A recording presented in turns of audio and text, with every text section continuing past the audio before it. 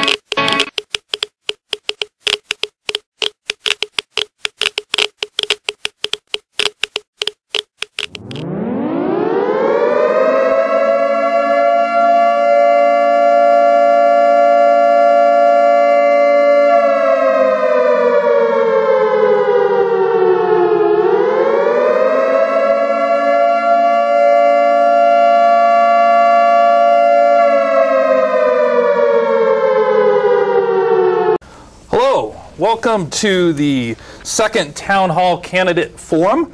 I'm your moderator, Jeremy Thomas. I am a new assistant professor at ISU in the Department of Sociology, Social Work, and Criminal Justice. And I'm actually new to the area, having just moved here with my wife and 2 children. And I'm glad to be with you tonight. Part of my research involves the interplay of religion and politics and society, and so this is an excellent opportunity.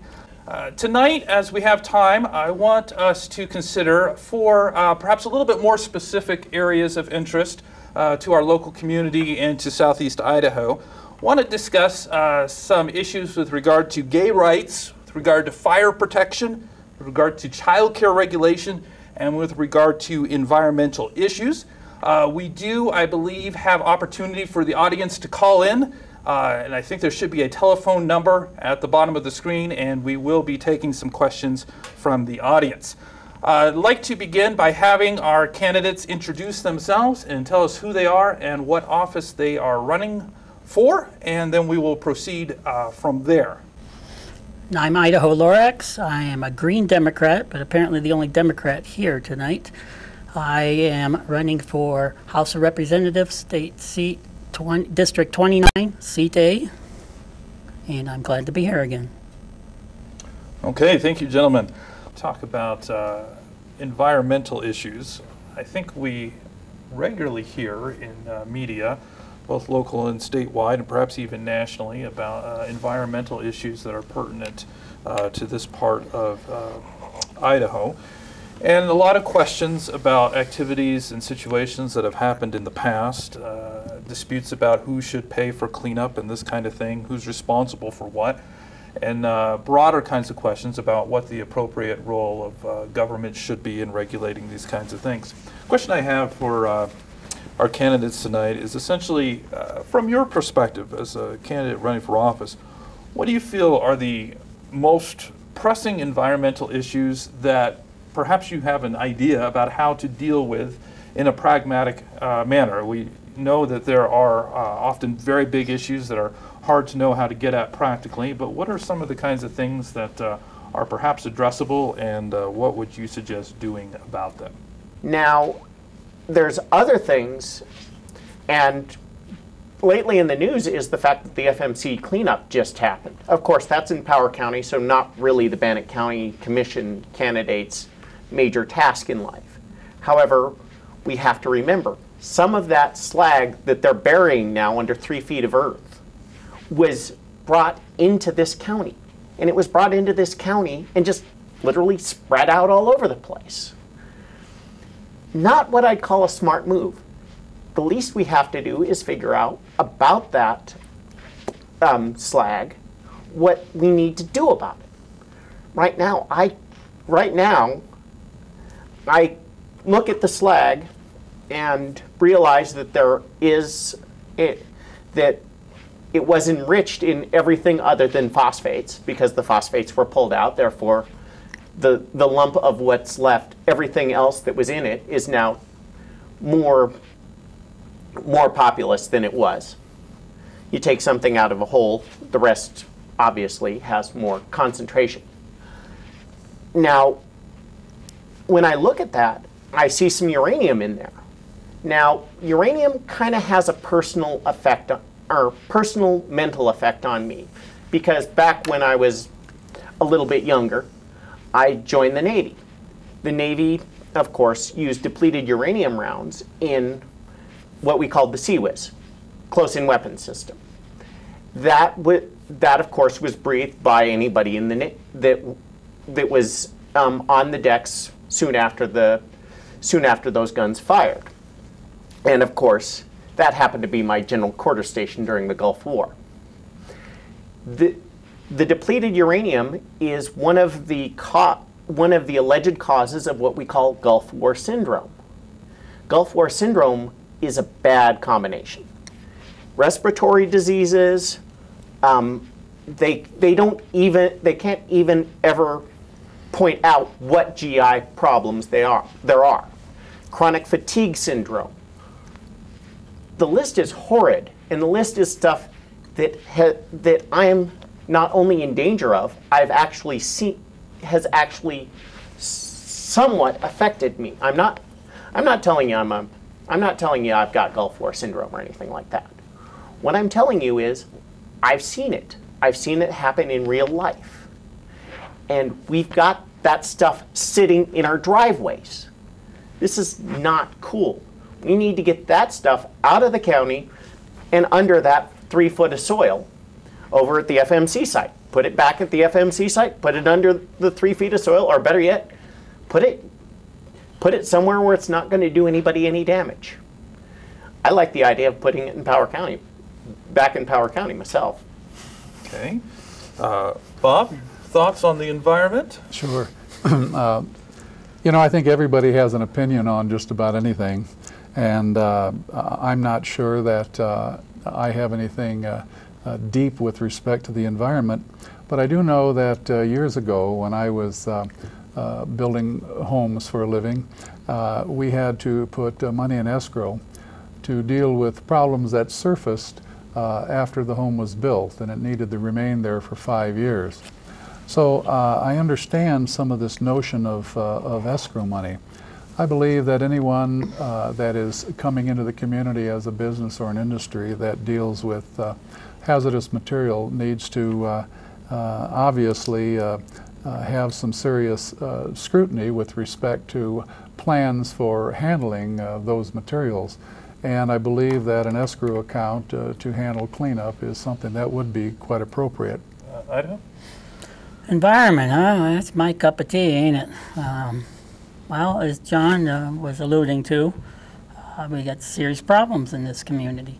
I do like the escrow approach that Bob was mentioning of, because we actually had a $4 billion discussion to put on the table for not only serious cleanup in Bannock County of the uranium materials here and all its daughter products, etc., but also for looking at the health effects and escrow for if you end up getting cancer, then you've got your name down here. You're going to be someone that's going to have some compensation for that. Because this material does have tags on it. It is labelable. It is, you can get the right equipment. You have to go to INL or INL, and they have the ability to say, yeah, this tumor is caused by this radioactive substance in that person's body, whether it's leukemia, whether it's a tumor or in any tissue in your body or your lungs. And so that capability exists. I mean, our technology has advanced to that. And if our only approach to thing is just cut it out and have really expensive medical bills and not look at prevention, that's a serious issue. I mean, I didn't come really necessarily do this, but here's a shirt that they can't take this one down. I mean, these signs have gone up around town. I have 6 EPA oversight studies to clean up and protect people here in this community. I have a 7th going on for Bannock County. There are many other locations that I have perused just to try to make the awareness and apply for them to help those communities, but they need to help themselves to a certain extent. Everywhere I go and everyone I talk to knows someone who has cancer, died of cancer. And this is all trackable, traceable. The Radiation Compensation Act of 1990, the Downwinders Act as it was originally called, now includes this material. The federal government on do not tell policy is still enacted in this community, and it's enacted by local government people. Every 2 weeks they submit to the city council to deal with the safety of workers of community, and every time they table those things. They table the study sessions. They don't want to let the community know what's killing them, and they're going to be ultimately responsible in legal lawsuits, as there have been many already, all settled out of court, of course, for those who have money for attorneys. If anybody ever asked why we have so many attorneys in this town? Because they've been suing the large corporations who have made billions and hundreds of billions of dollars from profits from this material and are now even gone. The FMC has been gone basically for 14 years, I think, or going on 13, 14 years. And we still don't want to tell that the city of Pocatello is the same material as there. People keep taking the signs that when they're put up, hey, here's the phone numbers, here's who to call. It's right on there. Okay, this one you can't take. Okay, it's on me. But basically, we try the best we can to inform people. Some people are in denial. Some people don't believe it. Some people have been listening to the lies from as far as the Environmental Protection Agency of the Western Office. Well, let me follow up on that and ask, so if we want some kinds of environmental cleanup to take place, of course, remember I'm new to the area and so I don't quite know the history, who should pay for it and what kind of obstacles stand in the way of cleanup taking place? Okay. Well, the libertarian solution is the guy who polluted is the guy who owes everybody who he polluted money to make them whole. That's pretty much standard. That's pretty much standard libertarian philosophy right there.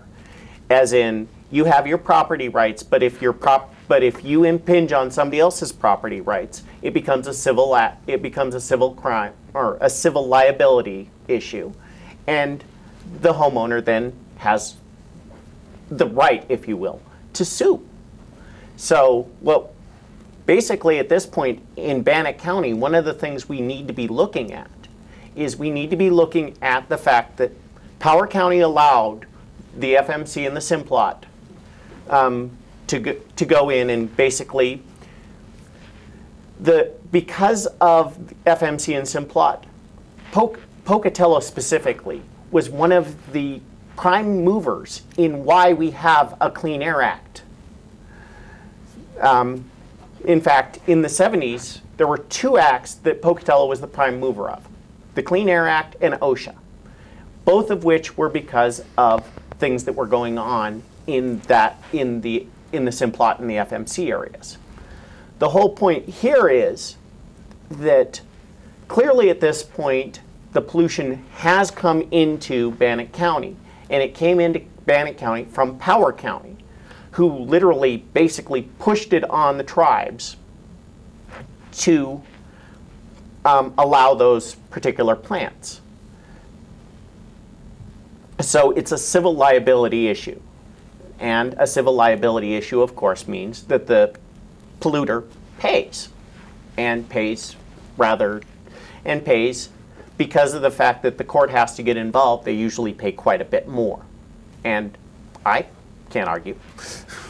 Bob, who'd you pay? Well, you know, I'm not a libertarian, but I certainly support the notion that the person that commits the crime ought to pay for the crime.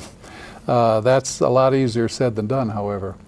If we are talking about protecting people, then I think the government needs to step in and provide something until a time is determined that the perpetrator can clean it up, or it's just not going to happen.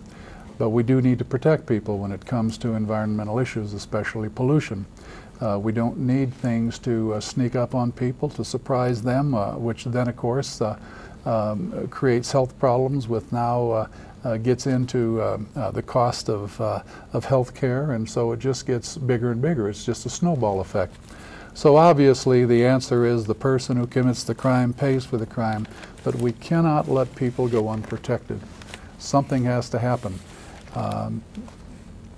And again, that's one of those things that's a lot easier said than done. Okay, Idaho, quickly tell us who should pay. Well, obviously, I agree with that. Those who did the polluting did it. It's complicated because I would say Simplat didn't. I always protect them in a way and say, well, they were ignorant to some extent. FMC was a weapons contractor. They knew what this material was right from the beginning. They withheld information from people, did not tell people, allowed it and okayed. They were the ones responsible for allowing it to be distributed in Pocatello because their pile of it, which they were hoping to sell at the time, or actually to extract uranium from and other valuable heavy metals, fell through because the price of electricity kept going up. And so there's a $10 billion request we have now for not only the escrow, but the medical and cleanup, thorough, proper cleanup with protocol in this community. And that's what my 6 sites are in Pocatello, is just pilot ones. It's not everywhere in the community, but hey, every once in a while, this whole big chunk of this community gets dusted with the same thing as you just walked into a nuclear fallout. And I've seen it happen in this town. One of those big dust storms just picked it up, and all from City Hall all the way up the mountain got contaminated again. So. Let's take our last 3 or 4 minutes here, and I'm wondering if each of you could give a 1-minute summary or so on what you think is the most important issue that you would work on as an elected official. Where does your passion or interest, what's most important that you might see actually accomplishing some kind of movement on? All right. Idaho? Well, I'm here as a scientist and educator testifying in behalf of the uranium contamination there. That's what brought me into this area mostly. And of course, I get involved with many other things while I'm here.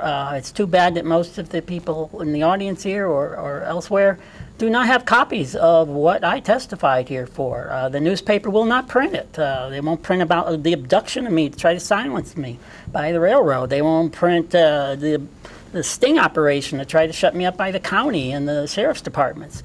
I mean, there's just case after case here going on, but you know, we don't have a supportive newspaper. That's all I can say to that. And good luck. Hopefully we can get the $10 billion so we can bring people's lives back here worth living. Okay, excellent.